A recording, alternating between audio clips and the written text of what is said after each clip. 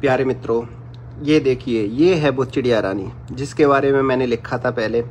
ये 20,000 किलोमीटर का लंबा सफ़र हमारे जहाज़ पर करने वाली है और कह सकते हैं बहुत ही मुश्किल होगा इसके लिए, क्योंकि हम दाना पानी का इंतज़ाम हम कर सकते हैं, लेकिन यूरोप से एशिया तक बहुत लंबा सफ़र है। इस सफ़र के दौरान सर्दी, गर्मी, बारिश और तूफान, तेज हवाएं, पता नहीं क्या क्या, मतलब मौसम बदलेगा। तो ये मौसम की मार मुश्किल से झेल पाएगी। तो हमारी कोशिश रहेगी कि ये अंदर आ जाए।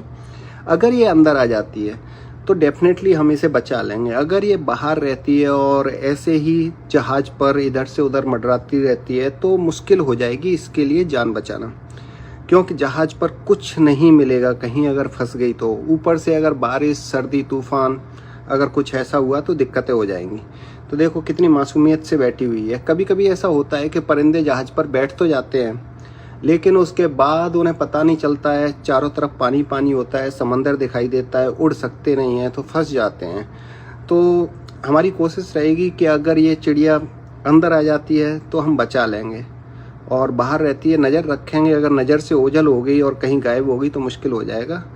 तो वही है, देखते हैं, और इसके बारे में अपडेट्स मैं देता रहूँगा कि ये कहाँ तक पहुँची।